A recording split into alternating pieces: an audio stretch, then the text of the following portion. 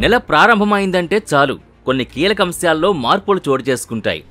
మరి ముఖ్యంగా గ్యాస్ ధరలు, ఐటీ పేయర్స్కు సంబంధించిన నియమాలు, బ్యాంకింగ్, ఫైనాన్స్ కంపెనీలకు సంబంధించి కొత్త రూల్స్ అమల్లోకి వస్తుంటాయి. మరో 3 రోజుల్లో జూన్ నెల ప్రారంభం కానుంది. దాంతో అనేక అంశాల్లో మార్పులు రానున్నాయి. అలానే జూన్ 1 నుంచి కొత్త ట్రాఫిక్ రూల్స్ అమల్లోకి రాబోతున్నాయి.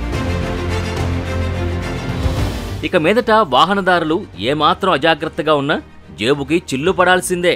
పర్సు ఖాళీ అవుతుందని ట్రాఫిక్ పోలీసులు హెచ్చరికలు జారీ చేస్తున్నారు. ఇంతకీ కొత్తగా అమల్లోకి రాబోయే రూల్స్ ఏంటో, ఆ వివరాలేంటో ఇప్పుడు తెలుసుకుందాం.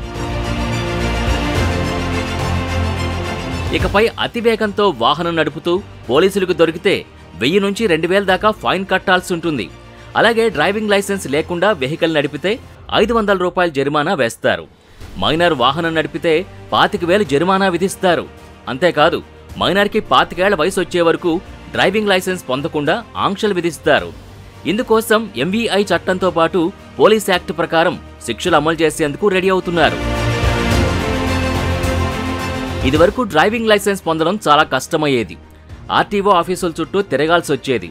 అయితే ఇటీవల కేంద్ర ప్రభుత్వం ఆధ్వర్యంలోని రోడ్డు రవాణా సంస్థ జారీ చేసిన రూల్స్ ప్రకారం ఇక మీదట ప్రైవేటు డ్రైవింగ్ సంస్థలే డ్రైవింగ్కు సంబంధించి టెస్టులు నిర్వహించి సర్టిఫికెట్లు జారీ చేస్తాయి. దీని ఆధారంగా డ్రైవింగ్ లైసెన్స్ కోసం అప్లై చేసుకోవచ్చు.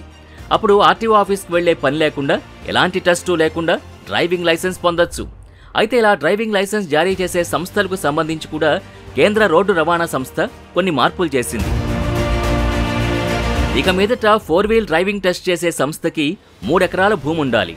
అక్కడ డ్రైవింగ్ టెస్ట్ నిర్వహించడానికి నిబంధనలకి అనుగుణంగా ఏర్పాట్లు చేస్తుండాలి. అలానే డ్రైవింగ్ ట్రైనింగ్ ఇచ్చేవారు సైతం హైస్కూల్ చదువు పూర్తి చేయడమే కాక డ్రైవింగ్లో 5 ఏళ్ల అనుభవం ఉండాలి. అంతేగాక వారికి బయోమెట్రిక్ టెక్నాలజీపై అవగాహన కలిగి ఉండాలి. లైట్ వెహికల్ డ్రైవింగ్ ట్రైనింగ్ 4 వారాలు ఉండాలి. కనీసం 29 గంటల ట్రైనింగ్ ఉండాలి. ఇందులో 21 గంటలు ప్రాక్టికల్, 8 గంటలు థియరీ ఉండాలి. ఇలాంటి రూల్స్ అన్నీ పాటించే సంస్థలు మాత్రమే డ్రైవింగ్ లైసెన్స్ జారీ చేయాల్సి ఉంటుంది. కనుక వాహనదారులు రోడ్డు మీదకి వచ్చే ముందు 1కి 10 సార్లు చెక్ చేసుకుని అన్నీ సరిగ్గా ఉన్నాయో లేదో చూసుకుని బయటికి రావాలి అంటున్నారు.